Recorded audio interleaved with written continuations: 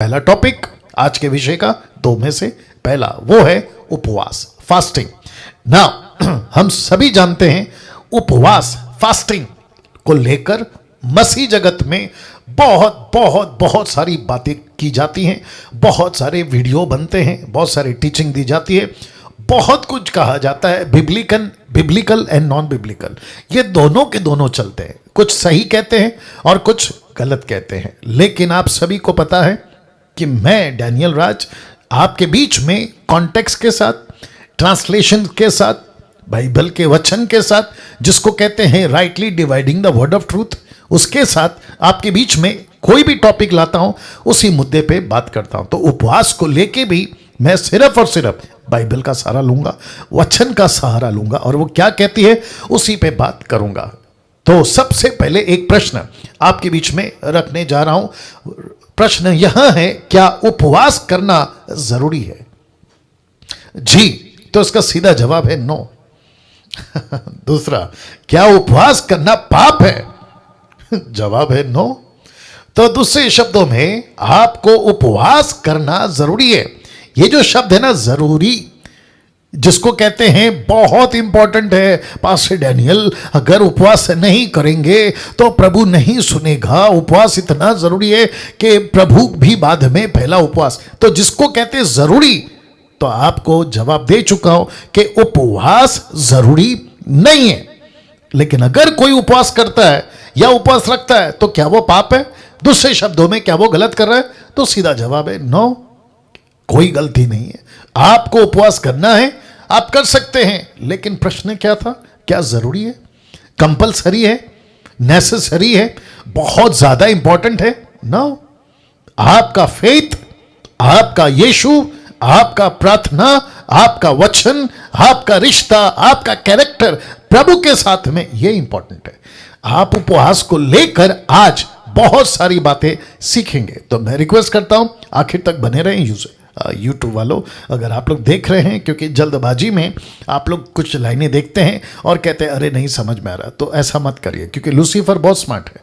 Lucifer क्या करता है ना, आपका जो इंटरेस्ट है ना वो डालने नहीं देता है, वचन को सीखने नहीं देता है। वो बहुत कनिंग है, बहुत चालाक है, और आपको कुछ सत्य की बातों से आपको क्या कहते हैं ना, डिवाइड कर देगा, महरूम कर देगा, दूर कर देगा। लेकिन मैं चाहता हूं आज की जो ये टॉपिक है उपवास और फेथ, उसको आप लोग जरूर सुनेगा। चलिए वापस आते हैं। क्या उपवास जरूरी है? नो। क्या उपवास करना पाप है? नो। ये दोनों आपको बता दिया। नाउ लिखा है उपवास तभी करना चाहिए, बहुत ध्यान से देखिएगा, उपवास तभी करना चाहिए जब पवित्र आत्मा अगुवाई करता है। सो सिंपल ना, कितनी सीधी बात है। तो जिसका मतलब है कि आपको उपवास करना है, लेकिन कब? जब पवित्र आत्मा अगुवाई करे तब।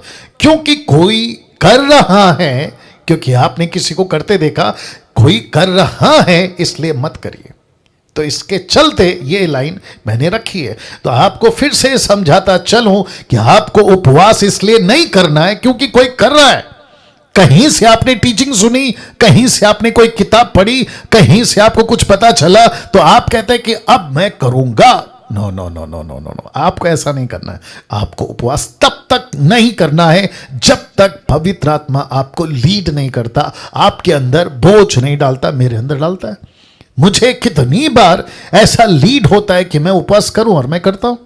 आप में से कितने लोग हैं प्रभु के दास, पास्टर्स, लीडर्स, आप में से कितने प्रीचर्स हैं जिनको मैं समझता हूं यही एक्सपीरियंस आपको भी हुआ होगा कि कम से कम 3 महीने तक, 1 साल तक आपको कोई लीड नहीं हुआ, आपने उपवास नहीं किया, लेकिन अचानक से आपको 1 साल, 6 महीना, 3 महीने के बाद आपको ऐसा फील होता है, लीड होता है कि पवित्र आत्मा कहता है अब करो उपवास। तो आप बिल्कुल करिए, क्योंकि किसी के कहने से, किसी ने किया इसलिए आप उपवास नहीं करते। साथ ही साथ मैं कैथलिक से आता हूं।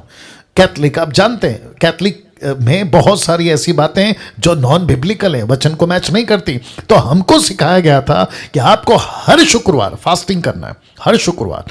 तो हम क्या करते थे, शुक्रवार को हमने फिक्स किया, फिर हम बन गए क्या कहते हैं ना, कैथलिक से बाहर आ गए, हम घुस गए पेंटिकॉस्टल में, फिर उसके बाद कैरिस्मेटिक ग्रुप में, फिर वहां सिखाते थे कि आपको शुक्रवार प्रार्थना करना है। तो हमको ऐसा लगा कि शुक्रवार कोई पवित्र दिन है, शुक्रवार कोई बहुत इंपॉर्टेंट दिन है, इसलिए फास्टिंग करना है। तो जिसके चलते एक रूटीन, जिसके चलते एक रीति, जिसके चलते एक कस्टम सिस्टम बन चुका था और हमको लगता था कि उपवास करना है।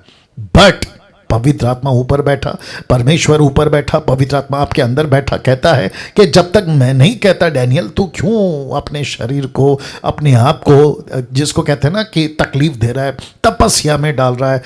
गजब की बातें हैं। तो फिर कहता हूं कि पवित्र आत्मा जब तक नहीं लीड करता है, आपको उपवास में नहीं जाना है। अगर कोई कर रहा है उसको करने दो, उसका जीवन वो प्रभु को न्याय देगा, लेकिन आप किसी की नकल नहीं करेंगे ना। इसको देखिए, उपवास को लेकर आप जी लिखा है, उपवास को लेकर आप कोई बंधन में नहीं है। क्या बात है, वाह। अब आपको बताता हूं क्यों। क्योंकि बाइबल में उपवास को लेकर कोई नियम नहीं है। जबरदस्ती का उपवास मत करिए या मत रखिए।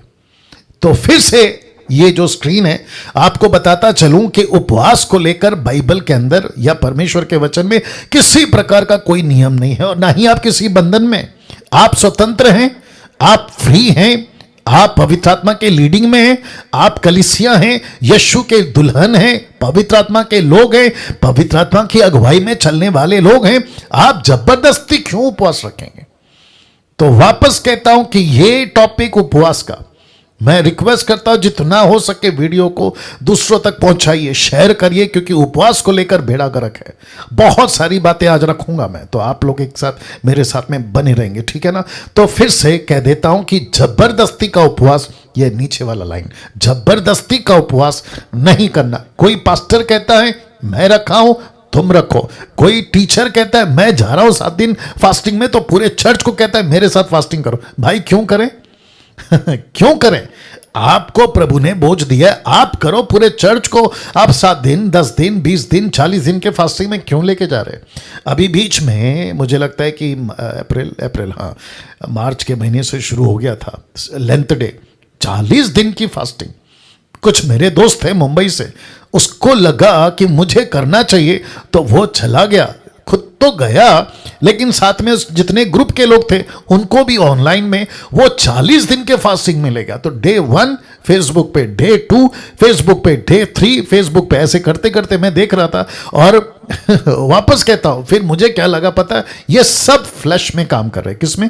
फ्लैश में, शरीर में। लेकिन आत्मिक अगुवाई जिसकी होती है, उसका जीवन अलग होता है, बातें अलग होती है, सेवा अलग होती है। तो वापस कहता हूं, जबरदस्ती का उपवास मत रखिए। नाउ ये बहुत इंपॉर्टेंट है, लिखा है भावनाओं में आकर उपवास मत करिए। भावनाओं में, जिसको कहते हैं ना मुझे आज बहुत फील हो रहा है, आपको फील हो रहा है ना, लेकिन पवित्र आत्मा का लीड नहीं है। आपने किसी अफ्रीकन प्रीचर को देखा कि वो कह रहा है कि मैं फास्टिंग में गया, मुझे पावर मिला, मैं फास्टिंग में गया, मुझे ये मिला। मैं तो उसको रखूंगा कि क्या मिलता है, क्या नहीं मिलता है, और कौन लीड कर रहा है। लेकिन किसी भी प्रकार के इमोशनली होकर या भावना में आकर आपको उपवास नहीं करना है। मैं रिपीट करता हूं, नहीं करना है ना। इसको भी देखिए, कई सेवकों ने अपनी जान गंवाई है, बाप रे। और बहुतों ने तो जब उपवास का उनको रिजल्ट नहीं मिला तो सेवा तक छोड़ दी है। Can you believe that? मैं रिपीट करता हूं, उपवास किया 40 दिन और मर गए। क्यों? क्योंकि इतना कठोर और इतना सख्त उपवास किया कि पानी तक नहीं पीते थे। अगर पानी भी पीते थे तो 24 घंटे में 1 या 2 बार। और आपका जो शरीर है ना, उसको लिक्विड चाहिए। आपका जो शरीर है उसको खाना चाहिए। आपका जो शरीर है वो उस सिस्टम से बना है कि आपको 24 घंटे में आपका जो शरीर है वो मांगता है। और याद रखो, माय गुडनेस गेट रेडी, आपका शरीर आपका नहीं है, आपका शरीर आपका नहीं है, ये पवित्र आत्मा का शरीर है। आप इसको मन चाहा भावना में आकर किसी के कहने से आप अपनी, और जीसस क्राइस्ट, किसी ने कहा कि प्रभु कहता है फास्टिंग करो, तो हम चले जाते हैं। भावना, इमोशनल, रियलिटी अलग है, इमोशनल अलग है। मैं इसके ऊपर प्रचार कर चुका हूं। और फिर कहता हूं, मैं कईयों को जानता हूं मर गए। मेरे 29 साल के मिनिस्ट्री में मैंने कईयों को देखा है कि वो उपवास करते करते जब लिमिट क्रॉस हो गया मर गए। अच्छे अच्छे सेवक की बात कर रहा हूं। और फिर कुछ तो ऐसे भी दिखे मुझे कि उपवास किया और जब रिजल्ट नहीं मिला, क्योंकि मर्जी से कर रहे थे ना, जबरदस्ती कर रहे थे, तो प्रभु क्यों देगा रिस्पॉन्स या रिजल्ट।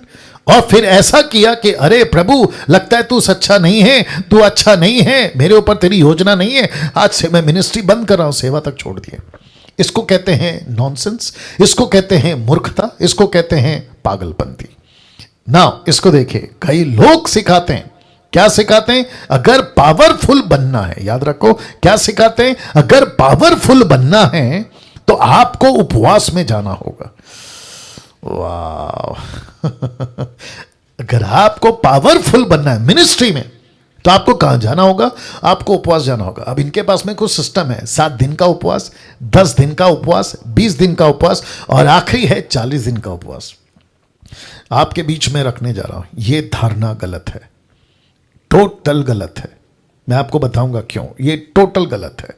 फिर से कहता हूं कि पावरफुल बनने के लिए आपको किसी प्रकार का हाथ पैर नहीं मारना है, आपको किसी प्रकार का अपनी ताकत नहीं लगाना है, क्योंकि पावरफुल आप नहीं बनते हैं, पावरफुल परमेश्वर बनाता है। क्या बात है, वाह मुझे लगा ताली बजेगी। शुक्रिया निर्जला जी, या thank you brothers, thank you sisters. वापस आते हैं, आप खुद पावरफुल नहीं बनते।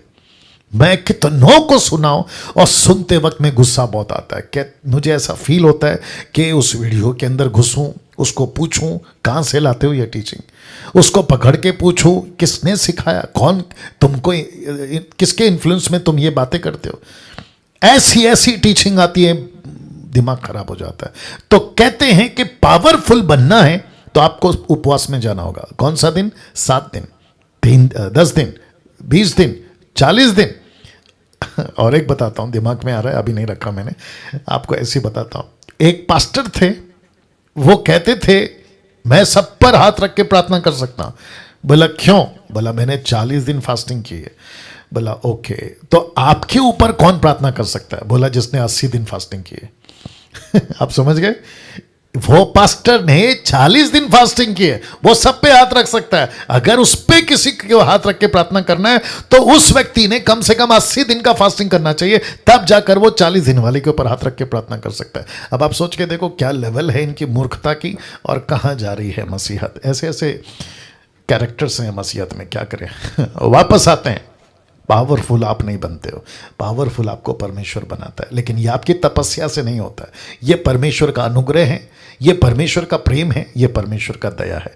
नाउ इसको देखिए, जब कभी भी आप बाइबल में कोई वचन पढ़ते हैं किसके बारे में? उपवास को लेकर, तो उसकी नकल मत करना।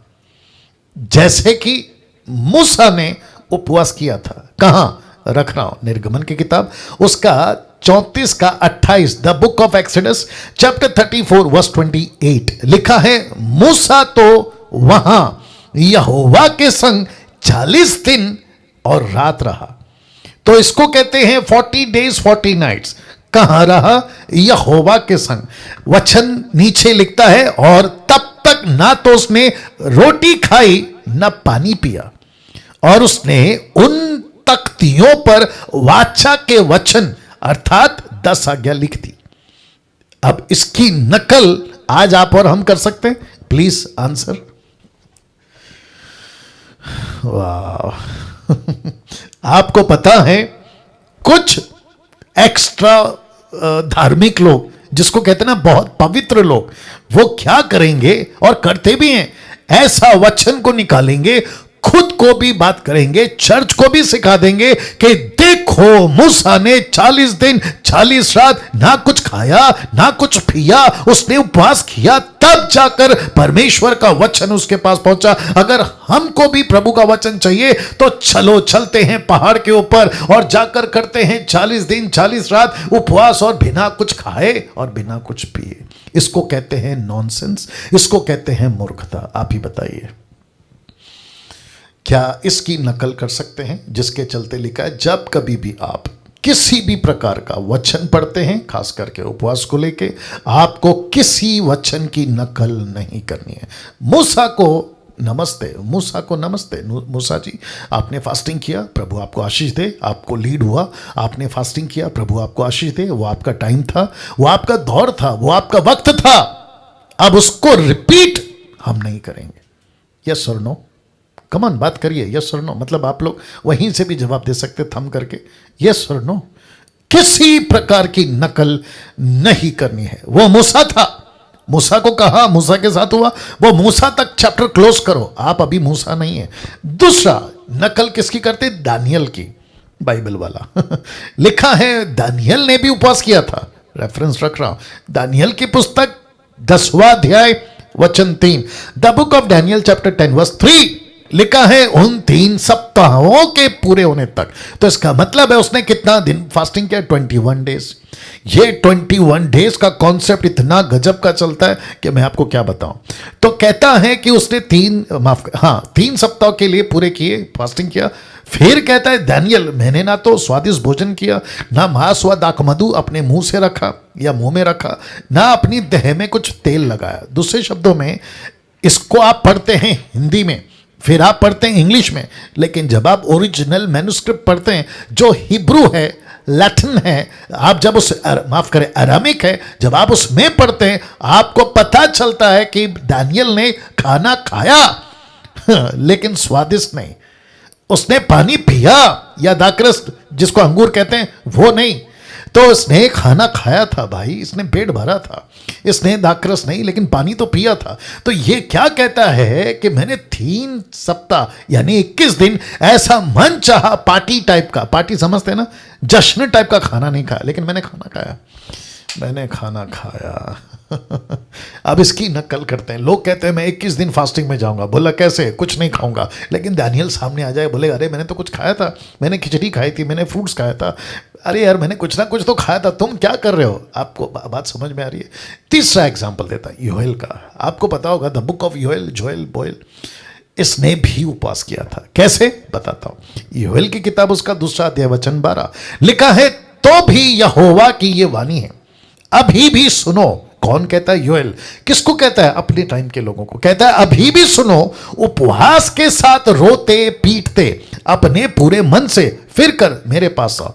तो कैसे करना है? योएल कहता है उपवास करना है, फिर कहता है रोना है, पीटना है और खुद के मन को फेर कर परमेश्वर के पास आना है। मेरा प्रश्न है, क्या यह वचन की नकल आज हम कर सकते हैं? शुक्रिया शीला जी, शीला एस, हाँ शुक्रिया शीला जी। वाह, हम नहीं कर सकते हैं ना ये हम नहीं कर सकते हैं।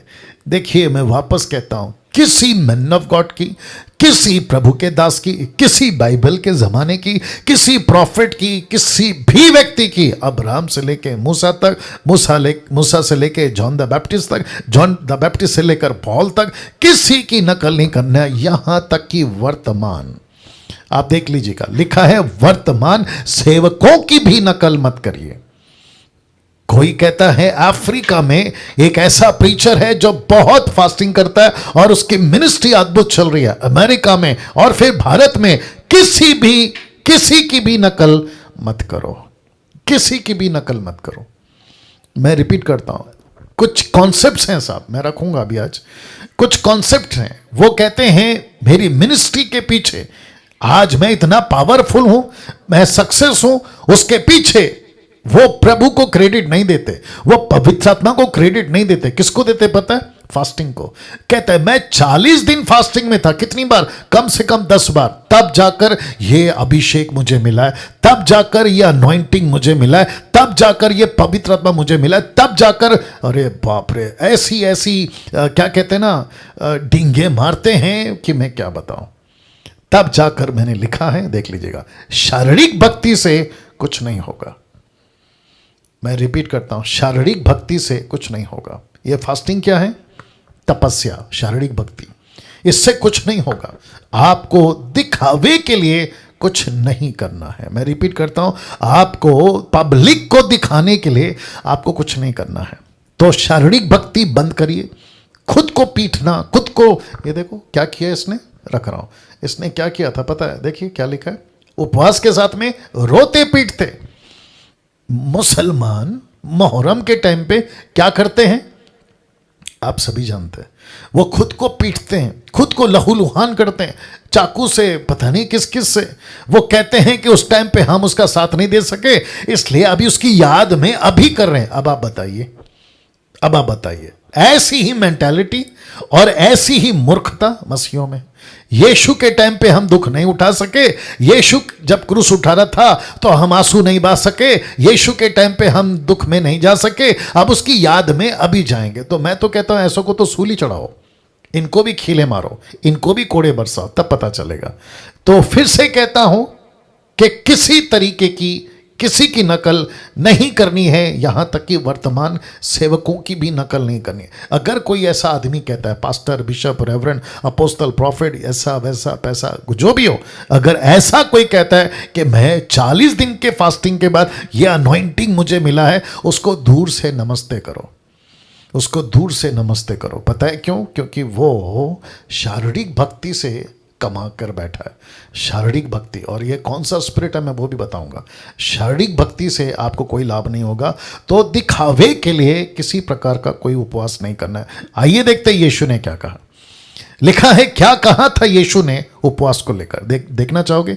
और वापस कहता हूं कॉन्टेक्स्ट में पढ़ना है आपको। तो मत्ती की किताब उसका 6:16 से 18 तक लिखा है, जब तुम उपवास करो, तो ऊपर से बात करते करते, दिखावे की बात करते करते यीशु ने कहा कि जब तुम उपवास करो, तो लिखा है तो कपटियों की नाई, मतलब जो संसारिक लोग हैं ना, जो दूसरे का दिखावे का करते, तो लिखा है कपटियों की नाई तुम्हारे मुंह पर उदासी ना छाई रहे। क्योंकि यीशु ने देखा था शास्त्री फरीसी उपवास करते हैं लेकिन सबको बोल के घूमते हैं, उनके चेहरे पे पक्का पता चल जाता है कि आज इनका फास्टिंग है। तो लिखता है कि तुम्हारे मुंह पर उदासी ना छाई रहे, क्योंकि वे अपना मुंह बनाए रखते हैं ताकि लोग उन्हें उपवासी जाने।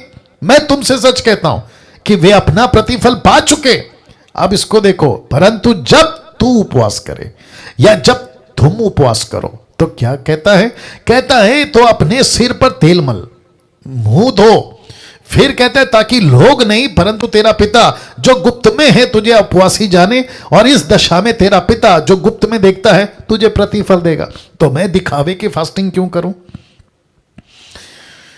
वाह, मैं दिखावे की फास्टिंग क्यों करूं? मैं पब्लिक को क्यों दिखाऊं कि मैं 40 दिन फास्टिंग में? अच्छा वो छोड़िए, माय गुडनेस गेट रेडी।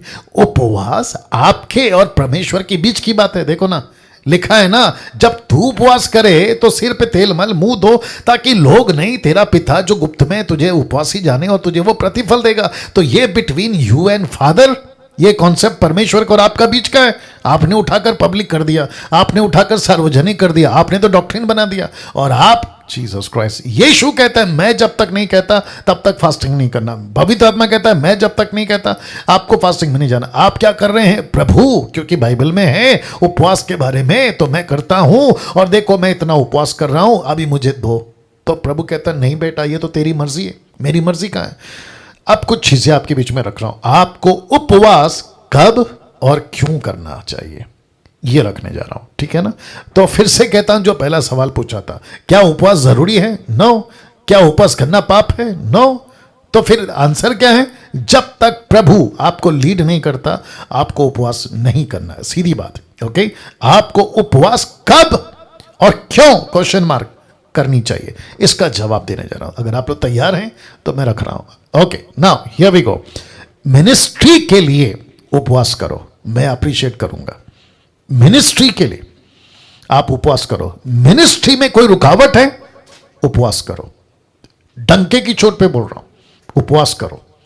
आप प्रभु के पास जा सकते हैं, प्रभु मेरी चर्च, मेरी मिनिस्ट्री, मेरा कुछ भी ठीक नहीं हो रहा है, मुझे कैसे मैं बैठूं, मैं कैसे प्रार्थना करूं? आपको मिनिस्ट्री के लिए उपवास करना है, गो हेड। मिनिस्ट्री में कोई रुकावट है, गो हेड, उपवास करो, बैठो प्रभु के पास में। प्रभु क्या बात है, मेरी सेवा क्यों नहीं बढ़ रही? मैं प्रचार करता हूं, लोगों का मन उद्धार क्यों नहीं पा रहा? मुझसे डिसाइपल क्यों नहीं तैयार हो रहे? मैं वचन को पढ़ता हूं, कोई चीजें समझ में नहीं आती। आप बेशक उपवास में जाइए, बेशक उपवास में जाइए, इसमें कोई दिक्कत नहीं है। आपको प्रूफ देता हूं, आपको कुछ प्रूफ देता हूं। प्रेरितों की किताब उसका 13 का 2 से 4 तक में लिखा है, जब वे उपवास सहित प्रभु की उपासना कर रहे थे। किसके सहित? उपवास के साथ। क्यों? क्योंकि उनको पता था कि मिनिस्ट्री को आगे बढ़ाना है। तो उनका दिमाग में यह था कि प्रभु अगर सेवा को फैलाना है तो हमको योग्य लीडर दे। तो लिखा है, तो पवित्र आत्मा ने कहा, ओके मैं बताता हूं किसको अलग करना है। तो कहता है, मेरे निमित्त बरनबास और शाऊल को उस काम के लिए अलग करो जिसके लिए मैंने उन्हें बुलाया। तो इससे क्या पता चल रहा है कि आपका फास्टिंग आपका व्यक्तिगत फायदा नहीं कर रहा है, आपका फास्टिंग परमेश्वर का किंगडम का फायदा कर रहा है। क्या बात है दोस्तों, वाह। आजकल ऐसे लोग हैं जो बरनबास तो बनना चाहते हैं, शाऊल भी बनना चाहते हैं, लेकिन खुद का फायदा, खुद का किंगडम। लेकिन प्रभु कहता है कि मैंने उसको अलग किया है। किसके लिए? मेरे लिए। देखो ना, लिखा है ना, जिसके लिए मैंने उन्हें बुलाया है। फिर कहते हैं, तब उन्होंने उपवास और प्रार्थना करके और उन पर हाथ रखकर उन्हें विदा किया, सो वे पवित्र आत्मा के भेजे हुए। जरा शब्द पे ध्यान दीजिएगा, उसको चर्च ने नहीं भेजा।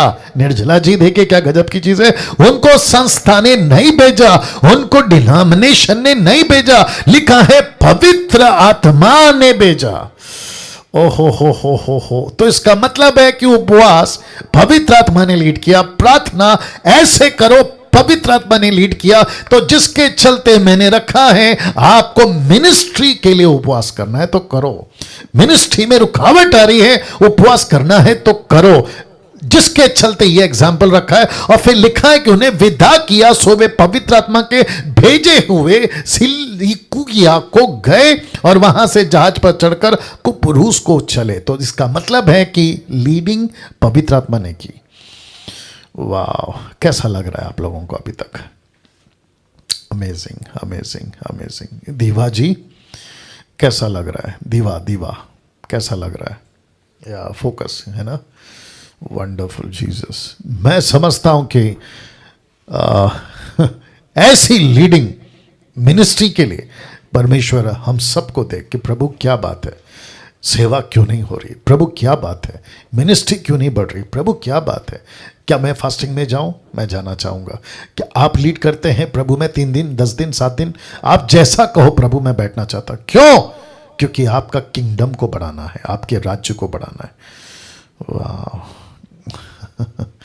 दिमाग में कुछ आ रहा है, लेकिन एनीवे सुनिए, आपको उपवास इन सब चीजों के लिए नहीं करनी है। लेट मी रिपीट, इन सब चीजों के लिए नहीं करनी है। वो कौन कौन सी चीजें हैं आपके बीच में रखना। सबसे पहला, परमेश्वर के करीब आने के लिए, पवित्र आत्मा से भरने के लिए और वरदानों को पाने के लिए आपको नहीं करना है। क्यों पास्टर डैनियल? क्यों? क्योंकि परमेश्वर आपके करीब आ चुका है, पवित्र आत्मा आपको मिल चुका है। अब इसको देखो, वरदाने भी आपको मिल चुके हैं। तो बहुत सिंपल चीज है ना। तो वापस रखता हूं, हो सकता है कि आपने ध्यान नहीं दिया। आपको इन सब चीजों के लिए उपवास नहीं करना है, परमेश्वर के करीब आने के लिए नहीं करना है, पवित्र आत्मा से भरने के लिए नहीं करना है, वरदानों को पाने के लिए नहीं करना है। क्यों? क्योंकि परमेश्वर आपके करीब ऑलरेडी आ चुका है। पवित्र आत्मा का वरदान आपको मिल चुका है, माफ करें, पवित्र आत्मा आपको मिल चुका है और वरदान भी आपको मिल चुके हैं। तो इसका मतलब यह हुआ कि आपको किसी प्रकार का, कुछ लोग कहते हैं पता है, पवित्र आत्मा से भरना है, पवित्र आत्मा से भरना है, आपको उपवास में जाना होगा। पवित्र आत्मा ठप करके मारेगा, कहेगा कि मैं ऑलरेडी तेरे अंदर हूं, अब कौन सा पवित्र आत्मा मांग रहा है? वरदान से भरना है पास्टर जी, वरदान वरदान वरदान। ऊपर से प्रभु बोलेगा ऑलरेडी दे दिया है ना भाई, और जो वरदान दिया है वो तेरे लिए थोड़ी दिया है, परमेश्वर के राज्य के लिए दिया है। अच्छा, कुछ लोग कहते हैं परमेश्वर को ढूंढो, परमेश्वर को चाहो, परमेश्वर के नजदीक आओ। पावर ऑफ फास्टिंग, ये भी कॉन्सेप्ट लेकर आते हैं, पावर ऑफ फास्टिंग। अब्बा। तो इसका मतलब है कि प्रभु कहता है कहां जा रहे हो?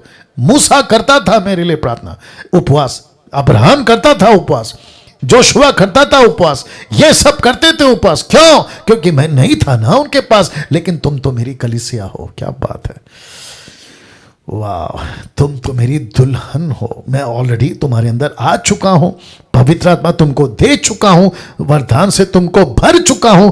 तो अब क्या करना है? Action, that's it. अब बचा क्या? एक्शन। आपको निकलना है, काम करना है, आपको जाना है, काम करना है, यही तो बाकी है। इसलिए सुनो सुनो सुनो, एक एग्जांपल आ रहा है। जब यीशु ऊपर चले गए, असेंशन हो गए, स्वर्ग में उठाए गए, एक्ट चैप्टर 1 का 10 में, तो चेले है ना 120 ऐसा ऊपर देख रहे थे। ऊपर से दो पुरुष आए, माफ करें, दो पुरुष आए, आकर कहा कि ऊपर क्या देख रहे हो। दूसरे शब्दों में उन्होंने कहा कि गलील के पुरुष हो, ऊपर क्या देख रहे हो। तो ब्रैकेट में गलील क्यों? क्योंकि उनको पता था कि ये गलीली लोग, ये वो लोग हैं जिनको मिशन मिला है, जिनको ग्रेट कमीशन मिला है। अगले हफ्ते का वही टॉपिक है, अभी से बता दे रहा हूं। इनको मिशन मिला है, तो जिसके चलते ये ऊपर देख रहे हैं। तो ऊपर से प्रभु बोलता है, दो पुरुषों को भेजकर इनको बोलो आगे जाओ, इनको बोलो काम करो। इधर हम भी वही गलती कर रहे हैं, हम भी वही गलती कर रहे हैं। गलती क्या कर रहे हैं पता है? प्रभु आ चुका है, पवित्र आत्मा मिल चुका है, वरदान दे चुका है, लेकिन फास्टिंग में वेट कर रहे हैं। माय गुडनेस, सोच के देखो, फास्टिंग में वेट कर रहे हैं, प्रभु दे, प्रभु दे। ऊपर से प्रभु बोलता है बेटा कब का दे दिया, अभी क्या मांग रहा है। माय गॉड, वाह, थोड़ा डाइजेस्ट करिए स्टेटमेंट को, तब तक पानी पी लेता हूं। Wonderful Jesus. मेरी प्रार्थना है पवित्र आत्मा इस वक्त उन सब के लिए जो अभी यूट्यूब पे, जूम पे, कहीं भी देख रहे होंगे, प्रभु इन चीजों से इनको भरिए, इन चीजों से इनको भरिए, ताकि भटकने से बचें, दूसरों को भटकाने से बचें। वाह, अब एक कॉन्सेप्ट रख रहा हूं, लिखा है now understanding these three concepts, या दिस या दीज आएगा, anyway. Now understanding this 3 concepts, कौन सा है रखने जा रहा हूं। मैं फिर कहता हूं, ये 3 कॉन्सेप्ट को आपको समझना होगा। लिखा है हर विश्वासी की ये 3 तरह की नीड्स होती है, नीड्स, NEEDS, नीड्स, ओके। सबसे पहला स्पिरिचुअल नीड्स, दूसरा फिजिकल नीड्स, तीसरा मटीरियल नीड्स। यस और नो? इसको 3 को छोड़कर बाकी आपको कुछ नहीं चाहिए। यस और नो? तो वापस आते हैं spiritual needs, physical needs, material needs. इसको छोड़ आपको और क्या चाहिए? अब मजे की बात देखो क्या है। याकूब 1:17 क्या कहता है पता है? लिखा है क्योंकि हर एक अच्छा वरदान और हर एक उत्तम दान ऊपर से ही आता है और ज्योतियों के पिता की ओर से मिलता है, जिसमें ना तो कोई परिवर्तन हो सकता है, ना अदल बदल के कारण उस पर छाया पड़ती है। इसका मतलब है, याकूब कहता है कि हर अच्छा वरदान तो प्रभु देता है, ऊपर से आता है और आ चुका है। तो इसका मतलब है स्पिरिचुअल नीड आपकी कौन पूरी करता है? परमेश्वर। आपकी फिजिकल नीड कौन पूरी करता है? परमेश्वर। मटेरियल नीड कौन पूरी करता है? परमेश्वर। तो जब आपका स्पिरिचुअल नीड पूरा हो चुका है, आपका फिजिकल, पेट दुखना, सर दुखना, किडनी, कोरोना, आपका क्या कहते हैं, कैंसर, ये सारी चीजें प्रभु कहता है मैं बैठा हूं, मैं ठीक करूंगा। मटेरियल, राशन नहीं है, टेलीफोन बिल, इलेक्ट्रिक बिल, बच्चे का स्कूल का फीस, आपका राशन, अरे बाप रे, ये सारी चीजें प्रभु कहता है मैं बैठा हूं। तो जो चीज आपको प्रभु ऑलरेडी दे चुका है, आप उसको लेकर फास्टिंग में क्यों बैठ रहे हो? बताइए प्लीज, आप उसको लेकर फास्टिंग में क्यों बैठ रहे हो? मेरा प्रश्न आप लोगों से यह है, प्लीज आंसर मी। आपका स्पिरिचुअल नीड, फेसबुक वालों माफ करें, यूट्यूब वालों ध्यान से सुनो, आपका स्पिरिचुअल नीड क्या चाहिए था? सैल्वेशन मिल गया। आपको क्या चाहिए था? परमेश्वर की उपस्थिति मिल गया। आपको क्या चाहिए था? पवित्र आत्मा मिल गया। आपको क्या चाहिए था? वरदान मिल गया। फास्टिंग क्यों? फास्टिंग क्यों? फास्टिंग क्यों? अंडरस्टैंड? फिजिकल, मेरा हेल्थ ठीक नहीं, मुझे तकलीफ है प्रभु, मेरा हेल्थ ठीक नहीं। ऊपर से प्रभु बोलता है मेरे कोड़े खाने से तुम चंगे हो गए। वाह, बताइए प्लीज। मटीरियल, पैसा चाहिए, प्रभु कहता है मैं बैठा हूं। नौकरी चाहिए, प्रभु कहता है मैं बैठा हूं। बच्चे का क्या कहते हैं जरूरतें, मैं बैठा हूं। आपकी फैमिली इश्यूज, मैं बैठा हूं। फास्टिंग क्यों? फास्टिंग सिर्फ और सिर्फ एक ही चीज के लिए करते हैं, और वह यह है कि प्रभु तेरा राज्य बढ़े। उसके लिए अगर आप मुझे लीड करते हैं, मैं पक्का जाऊंगा, मैं पक्का जाऊंगा। ये कॉन्सेप्ट आपको समझ में आ गया? नाउ इसको देखिए, आज मसीह समाज में उपवास, बहुत ध्यान दीजिएगा, आज मसीह समाज में उपवास खतरनाक होता जा रहा है। दुष्ट आत्माओं की मिनिस्ट्री को प्राप्त कर रहे हैं। Okay okay okay okay okay pastor Daniel, ये कैसे पॉसिबल है? मैं वापस कहता हूं, मेरा प्रचार सुना होगा। एक यीशु नहीं दो, एक पवित्र आत्मा नहीं दो, एक सुसमाचार नहीं दो। यस और नो? जिसका जिक्र मैं कर चुका हूं पिछले हफ्ते या 2 हफ्ते पहले। 2 Corinthians चैप्टर 11 वर्स 3 और 4, माफ करें 4 और 5। आप इस बात से वाकिफ हैं? तो इसका मतलब है कि कुछ लोग उपवास करते हैं और वो उपवास खतरनाक कैसे हो रहा है मैं आपको बताता हूं। स्वर्ग दूतों को जबरदस्ती देखना, आत्मा में कहीं जाकर आने की बातों को करना, दर्शन पाने की चाह रखना। आप नहीं समझे अभी भी, मैं वापस रख देता हूं। इसको कहते हैं खतरनाक उपवास। खतरनाक उपवास होता जा रहा है, दुष्ट आत्माओं की मिनिस्ट्री को प्राप्त कर रहे हैं। और उसका वजह क्या है? मेरे कुछ लोग हैं जिनको मैं जानता हूं, वो कहते हैं कि मैं जब प्रार्थना करता हूं मुझे स्वर्गदूत दिखते हैं। वाह, मुझे कोई दिक्कत नहीं है। लेट मी रिपीट, मुझे कोई दिक्कत नहीं है। लेकिन अगर आप ये कहते हो कि तुमको भी दिखना चाहिए, यह गलत है। अगर कोई कहता है मैं उपवास करता हूं, जबरदस्ती स्वर्गदूतों को देखना, जबरदस्ती मुझे पवित्र आत्मा उठाकर कहीं लेकर जाए। मैं बैठूंगा भारत में लेकिन अफ्रीका घूमना चाहता हूं, मैं बैठूंगा अफ्रीका में लेकिन अमेरिका घूमना चाहता हूं। यह कैसे? आपको याद होगा, पता है 2 कुरिन्थियों 12:1 से पौलुस कहता है मैं किसी को जानता हूं। वो खुद नहीं, उसने देखा किसी को, उसकी बात नहीं कर रहा हो। वो कहता है मैं किसी को जानता हूं, आत्मा में या शरीर में कंफर्म नहीं हूं, लेकिन वो स्वर्ग पे जाके आया। कहां जाके आया? स्वर्ग में। तो ऐसे कुछ लोग हैं, जैसे फिलिप को उठा लिया। पता है आपको, याद है फिलिप को, जब वो खोजा को बपतिस्मा दे रहा था तो पवित्र आत्मा ने फिलिप को वहां से गायब कर दिया, याद होगा आपको। वैसे ही कुछ लोग कहते हैं मुझे भी ऐसे करो। मेरा प्रश्न है, जबरदस्ती होगा? नहीं होगा। थैंक यू निर्जला जी, नहीं होगा। तो कैसे होगा? अगर प्रभु करता है मुझे कोई दिक्कत नहीं है, और मैं कौन होता हूं प्रभु के बीच में और आपके बीच में आने वाला। लेकिन मैं इतना जरूर कह दूं कि कहीं तुम जबरदस्ती, देख लो लिखा क्या है, जबरदस्ती। तो ऐसा उपवास करके खतरनाक मिनिस्ट्री को पा रहे हो तुम। लिखा है दुष्ट आत्माओं की मिनिस्ट्री को प्राप्त कर रहे हो, क्योंकि आपको प्रभु नहीं देना चाहता। आप मांग रहे हो, आप कुछ ऐसे रिलम में चले जाते हो, ऐसी आत्मिक दुनिया में चले जाते हो जो दुष्ट आत्माओं की दुनिया। और मैंने बताया आपको कि वो कल बताया मैंने, कितना चालाक है वो क्या क्या कर सकता है, किस तरीके से जा सकता है। तो बेस्ट क्या है? आपको प्रभु के पास रहना है, वचन के हिसाब से चलना है। पेड़ की पहचान वचन से होती है, उसके फल से होती है, आप जानते हैं, मैं बता चुका हूं। तो इसका मतलब है कि आपको जबरदस्ती कुछ नहीं मांगना है। लेट मी रिपीट, जबरदस्ती नहीं मांगना है। आपको ये नहीं कहना है कि प्रभु, बाइबल के ज़माने में कुछ लोग उड़कर वहाँ चले जाते थे, कुछ लोग आत्मा में वहाँ चले जाते थे, उनको दर्शन मिलता था, ऐसी बातें होती थी, स्वर्गदूत दिखता था, मुझे भी देखना है, मैं भी देखना चाहता हूँ। गई भैंस पानी में। ऐसा मत करिए, रिक्वेस्ट करता हूँ, ऐसा मत करिए। तो फास्टिंग को लेके, एक, जबरदस्ती नहीं करना, दूसरा, नकल नहीं करना, तीसरा, जब तक पवित्र आत्मा नहीं कहता फास्टिंग नहीं करना। ये यहां से कह रहा हूं। आप वीकली, आप कहते हैं कि प्रभु या फिर पास्टर जी, डैनियल भाई, मैं हफ्ते में 1 बार उपवास करता हूं, कर सकता हूं, ये आपकी मर्जी है, मैं कोई नहीं होता आपको बोलने वाला। लेकिन फिर से कहता हूं, क्योंकि कोई कहा इसलिए नहीं करना, क्योंकि चर्च का सिस्टम है इसलिए नहीं करना, क्योंकि आपको अच्छा लगता है इसलिए नहीं करना। आपको तब करना है जब आपको लीडिंग होते। I hope you got the point. Now अब बात करते हैं